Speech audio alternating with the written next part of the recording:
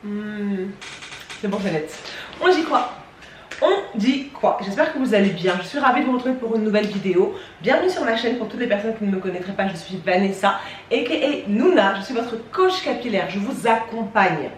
Mon travail, c'est de vous accompagner, de vous conduire, de vous guider et de vous donner les clés pour prendre soin de vos cheveux, découvrir la beauté de vos cheveux ou redécouvrir la beauté de vos cheveux. Vous avez les cheveux qui se cassent, qui font des pellicules, vous n'arrivez pas à avoir de la longueur, vous n'arrivez pas à retenir de la longueur. N'hésitez surtout pas à booker un coaching avec moi, ça se passe juste en bas dans la barre d'infos. Il vous suffit de cliquer et de réserver votre session afin que je puisse vous accompagner à prendre soin de vos cheveux. Aujourd'hui, on va parler des 10 erreurs qu'il faut éviter lorsqu'on fait son wash day.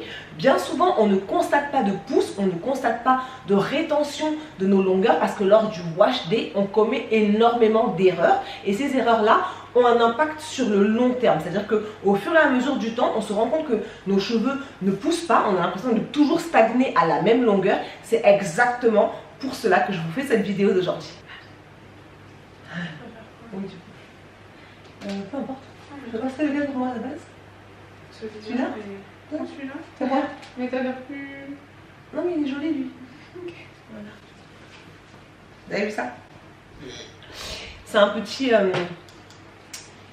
caramel macchiato coffee fait par Matt Simon. Fait maison, ok? Il n'y a pas de Starbucks, quoi que ce soit. Bon, même si j'aime bien Starbucks. Mais celui de ma fille, il est très bon. Je sais un quoi? Caramel macchiato? Confit caramel. Delicioso. Je me rappelle même plus de ce que je disais du coup. Ah bah. La première erreur que je constate bien souvent quand je fais des coachings par rapport à vos retours, c'est que vous avez tendance à utiliser les mauvais produits. Et ça, c'est un problème de connaissance, c'est un problème de méconnaissance, d'accord, de mauvaise connaissance.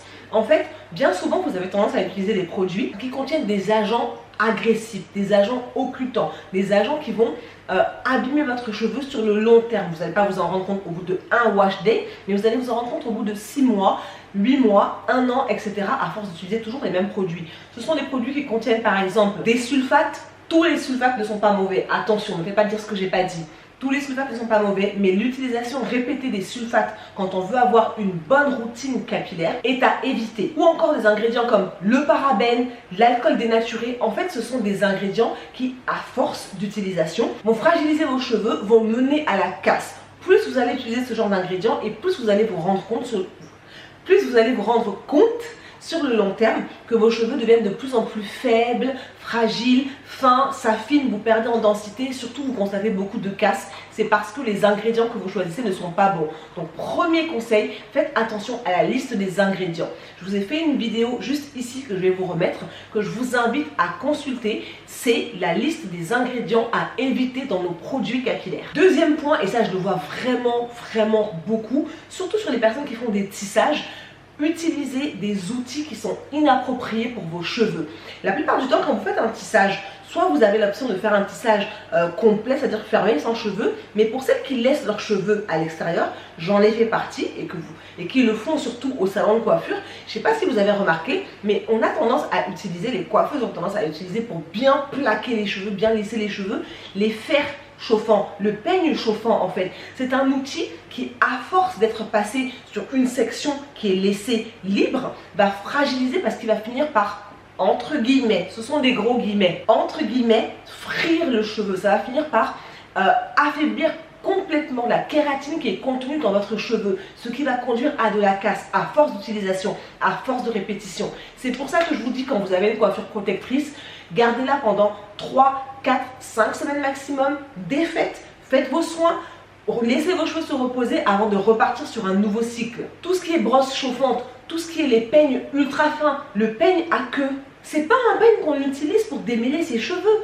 absolument pas. Il faut éviter ce genre d'utilisation sur vos cheveux.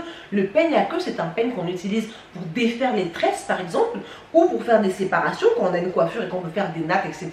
Mais ce n'est absolument pas un outil pour démêler les cheveux, surtout si vous avez beaucoup de cheveux.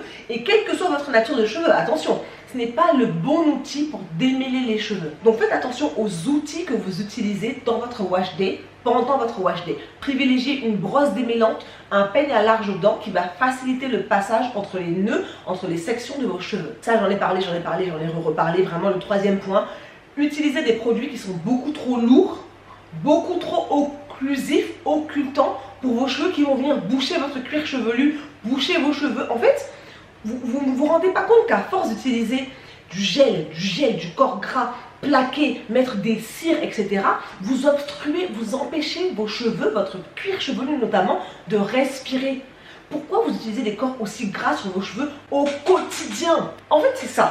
C'est-à-dire que tu fais une coiffure et tu plaques un petit peu pour à un mariage, pour une soirée, pour un restaurant, ok. Mais tous les jours, il y a des femmes, tous les jours que Dieu fait, elles appliquent du gel, elles plaquent. Et après, elles ne se rendent pas compte que leurs cheveux s'affinent de plus en plus. Et elles me demandent comment ça se fait. Déjà, arrête le chignon, arrête le gel, terminé. Déjà ça, on commence par arrêter. On supprime ça de ta routine. C'est très simple dans mes coachings, je vous le dis parce que je constate ce que vous faites qui emmène à tel ou tel problème. Donc, à partir du moment où vous allez arrêter d'utiliser des produits qui sont trop lourds, trop étouffants, vous allez constater une différence sur vos cheveux. Attention, maintenant certaines natures de cheveux aiment les produits lourds, aiment les produits épais, mais on parle de produits sains, dont la composition, dont les ingrédients sont sains et sont bienfaisants pour nos cheveux. Je ne parle pas de certains gels, d'accord, qui peuvent venir étouffer vos cheveux. Non, vous pouvez utiliser, si vous souhaitez utiliser du gel tous les jours, du gel d'aloe vera, c'est 100% naturel. Du gel aux graines de lin, c'est 100% naturel. Même du gel de gombo. Il y a beaucoup de femmes que je vois utiliser ça pour définir leur boucle. Mais ce sont des produits qui sont naturels, qui n'apporteront pas d'agressivité supplémentaire à vos cheveux. Ok, ce point-là, numéro 4, on va en parler très rapidement. Vraiment, je pense que j'ai pas besoin de le dire, de le redire et de le redire encore. Ne pas hydrater suffisamment vos cheveux lors de votre wash day.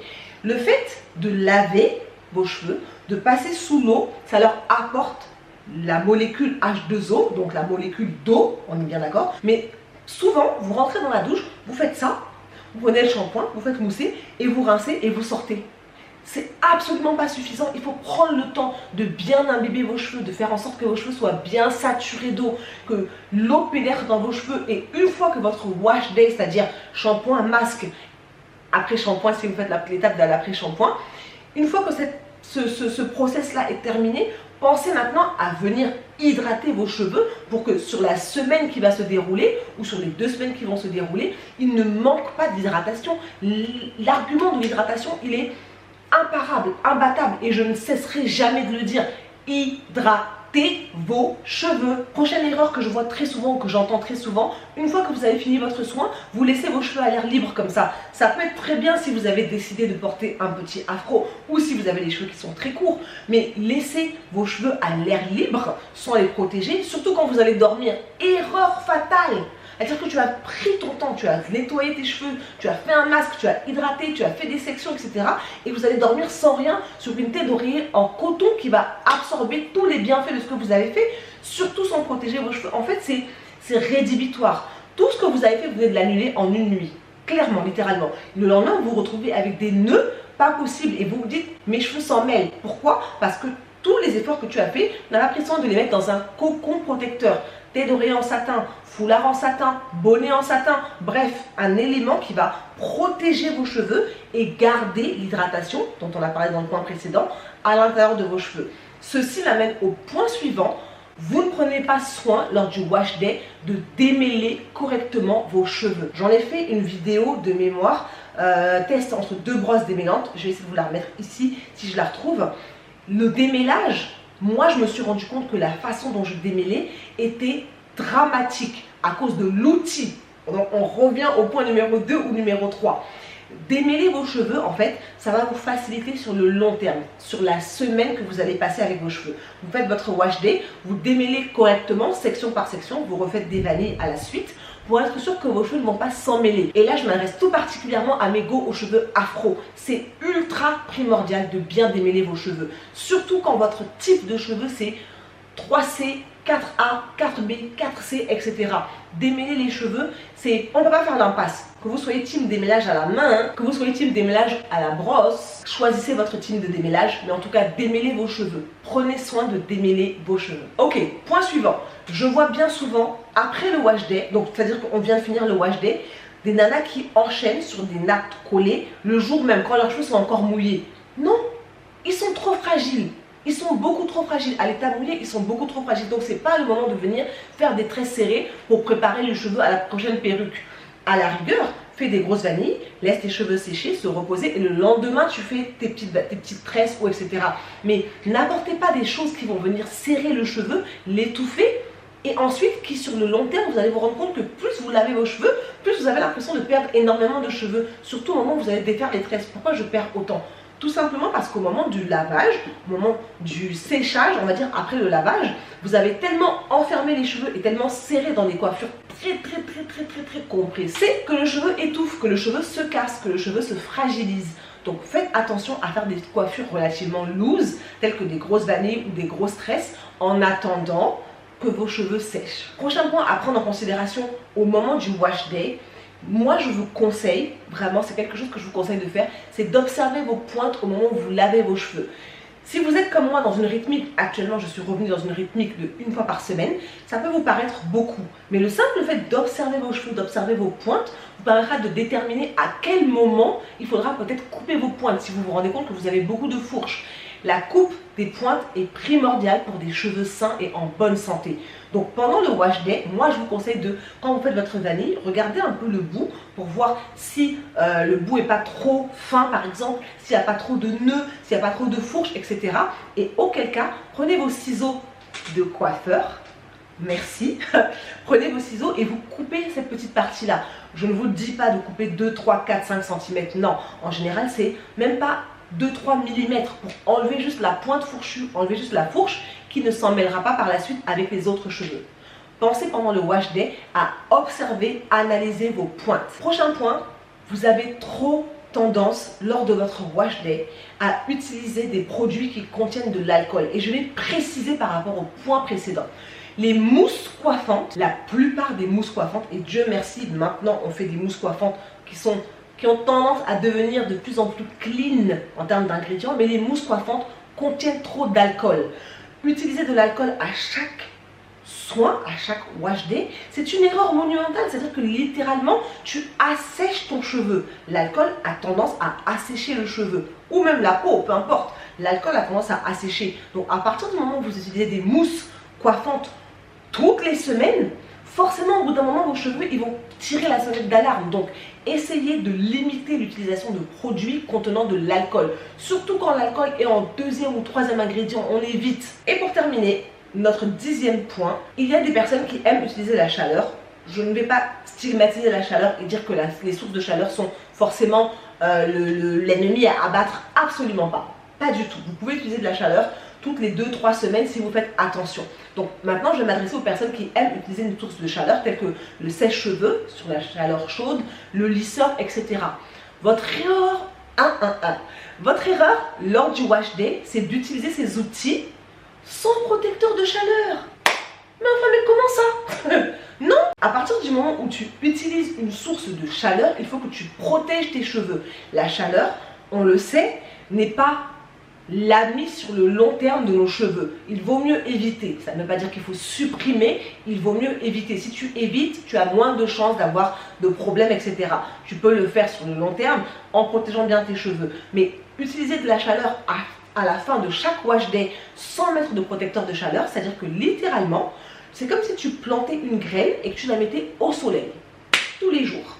Jamais tu la protèges, jamais tu mets de pare soleil ou quoi que ce soit, jamais tu ne l'arroses, jamais tu ne la chouchoutes. Non, tu la laisses juste comme ça au soleil à 50 degrés tous les jours qui lui tapent dessus. C'est pas bon. On est bien d'accord que ta plante aura beaucoup de mal à pousser même si le sol est fertile. C'est exactement la même chose pour vos cheveux.